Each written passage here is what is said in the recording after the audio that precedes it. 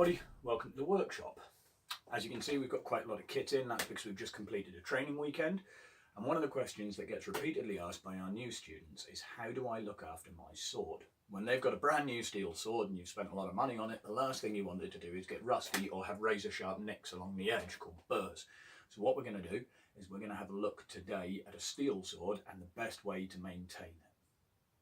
So to clean your sword down, what you're going to need is a few tools. You're going to need sandpaper, some polishing pieces, and then some metal files just to take the razor sharp burring off the edges. Okay, it's really not that complicated. It's a very straightforward system once you get used to it. I've got 3 grits of sandpaper here. I've got 120, 180 and 1000. The higher the number, the smoother the paper. Then I've got these brilliant bits of kit. These are little tiny polishing blocks, okay, and they've got like 2 grits, one rough and one smooth, but they are bendy and flexible. Uwe from Elixir Rebellion showed me these. He uses them on all his armour and all his swords, and they're absolutely brilliant, indispensable with a kit. And then the one I like to finish with, instead of the wire wool, is this, which is an ultra fine paint preparation tool that you can get from any automotive body shop place, and it basically just takes off any excess before you oil the sword. Now, the other thing to be aware is if you light your fingers and your hands, you don't want gloves, because otherwise you end up covered in tiny little bits of metal, especially if you're working on any steel swords. The flecks get into your fingers and they'll bury themselves, so even a thin pair of work gloves will make all the difference. So let's have a look at the sword that we're going to be working on today. Here we have an Irish ring hilt. Okay, this is a barnet sword, so they're not the highest end of combat kit. They're very good for costume, but they are quite the soft steel, so this is perfect for this. As you can see, if you look along the edge here, you can see all the little rough sections running up and down the blade. Now we want to get rid of those before we do any further work. So I'm going to take my metal file, place it on a flat surface, place the blade on a flat surface, and then I'm going to work away the burrs.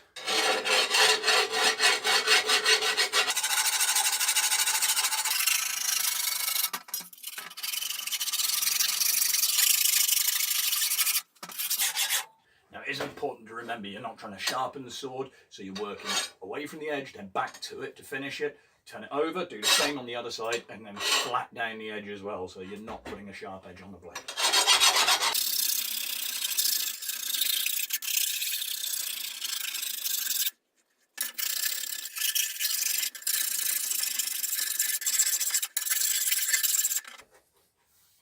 Nice.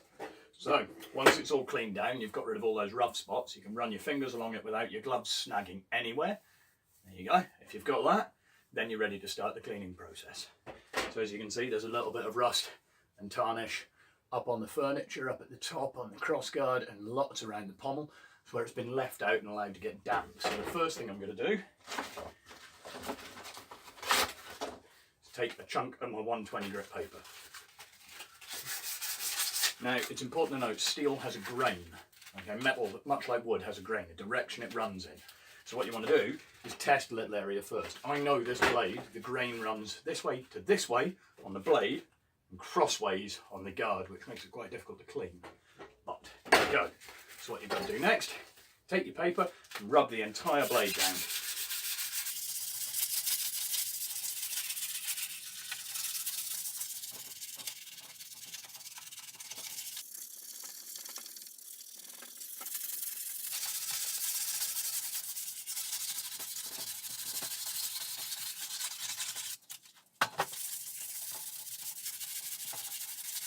Paying special attention to the edges and going over where I've sanded to make sure and filed to make sure that every little bit is getting picked up and smoothed off.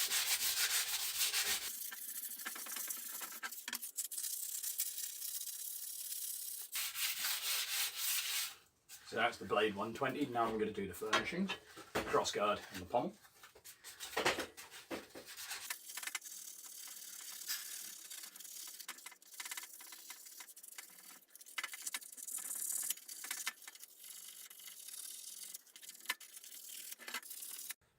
Okay, so sometime later, it's quite hard work, as you can see. I've had to take a layer off. It is still cold out in the workshop, so I'm wearing thermals, but It's a good workout. It'll definitely work your arms, because it is so worth doing it by hand. Never be tempted to put it on a grinder, because you will wreck the temper unless you're very careful and you know specifically what you're doing and you've got a nice long belt. You'll overheat the metal and you'll ruin your sword. Okay, so what we've done now is we've gone through, and I've quickly done the other side as well. Okay, so it's now fairly shiny, and as you can see, there's less marking and tarnishing on the blade there. So what we're going to do now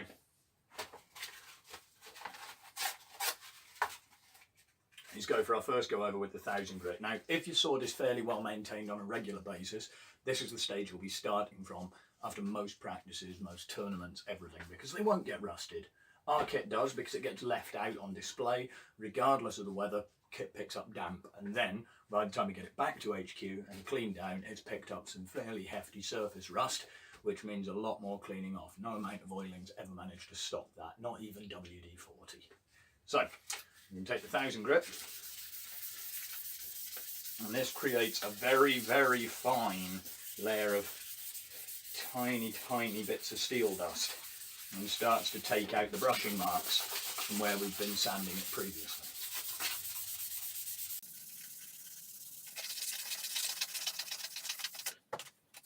At this stage, pay close attention to see if there are any fingerprints, marks or residual rust spots left on the blade, and focus on them.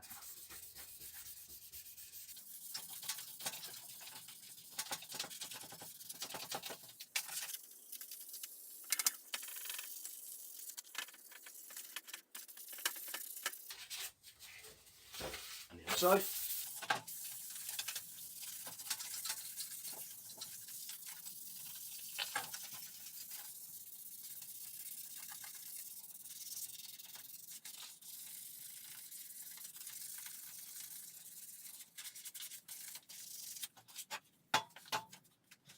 With that done, now I'm going to move on to this wonderful bit of kit. Again, like I say, the polishing blocks, they're invaluable. They've got 2 grits.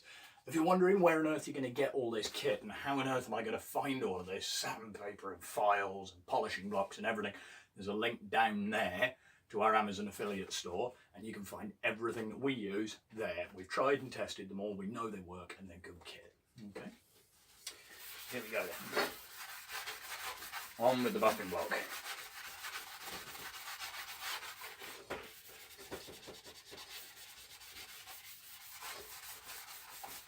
And again, after most trainings and most tournaments, this is the stage that you'll start at. You'll just need to do a light sand and then buff it over.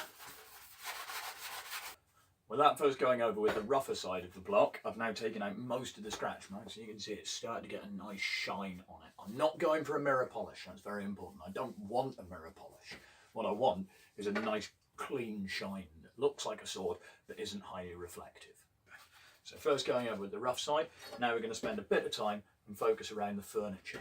On the pommels and on the cross guards and everything, there are lots and lots of details on swords. These blocks will bend and fit on the profiles, so you can use them to get right in. And again, don't skimp on doing the furnishings of the sword and cleaning all of the extra bits,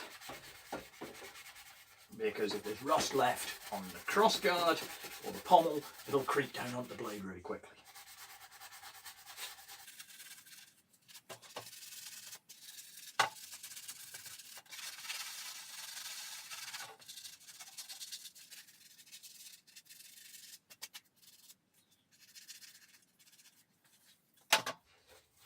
Now before I do the final polish over with the really fine side on the block, and then with the really fine paint finisher, I'm just going to do one more run over with the 1000 grit and see if I can pick up any of these last imperfections and take them out on the blade.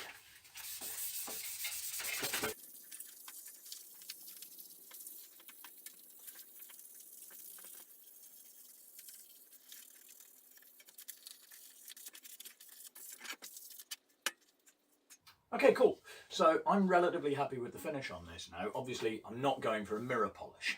I'm just going for a nice functional, looks like a sword at a distance polish. And most steel swords that you see don't have the mirror polish. It's just Hollywood that make that kind of thing a real thing. So this is perfectly fine. I'm going to do another stage or two on top of that just to get it really nice and flat before I oil it. Now, if If you want to do a mirror polish, you need to use some extra tools and extra fine sandpapers and bits and pieces. If you want to know how to do that, go over to our Patreon page and keep an eye there, because I'll be uploading a mirror polish tutorial on there in the weeks to come. So the extra stages I'm going to go through before this is finished, I'm just going to take a bog standard ordinary Brillo pad and rub over the entire sword, pressing nice and firmly.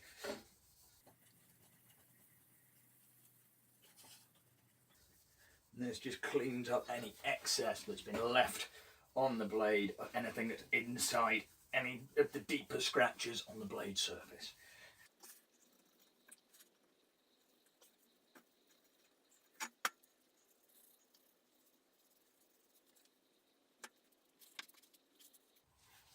Brilliant.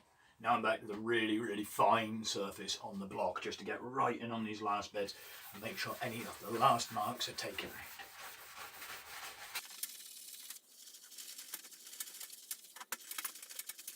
Now that's really beginning to get a nice shine to it, so I think I'm ready to go to the final stage of my cleaning down, which is to go to this ultra fine mesh on foam, which is a paint prep wipe that you use in bodywork on cars, and it's just to take out the very last fine marks on the top layer before you go and paint or lacquer. And I find these, you have to press quite hard with them, but I find that these give a really nice finish to the blade. So it's definitely not mirror finish, but it is shiny.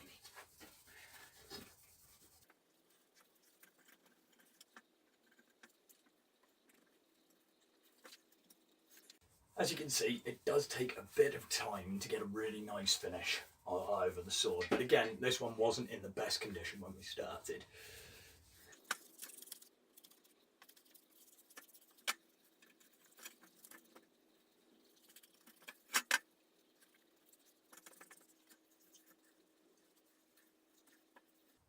That is now ready for the last stage, which is wiping on some mineral oil, or I like to use GT85, which is cheating, but it has PTFE in it, which means when you actually touch the blade afterwards, it doesn't leave hundreds and hundreds of finger marks on it, because it actually dries to a slightly resistant coating. You can also get a wicked product called Renaissance Wax. Again, the link for that is down below, and that is very expensive as a microcrystalline wax. You rub it on and it creates a hard finish. So for anything that you're going to be handling regularly, it's a museum grade finish. It's brilliant stuff. But for the purposes of these, GT85, I'm just going to oil it. There we go. I apply it to a rag, and then from the rag on the blade. I've found applying oil directly to the blade actually leaves a strange mark finish on it. If anywhere it rests, you end up with extra droplets. If you're not using straight machine oil or straight mineral oil, this is the best way to do it. Don't get any on the handle, because if it's leather wrapped, the oil will get into it and it will rot away. And if you're spraying, make sure you mask it so that you don't get overspray on it.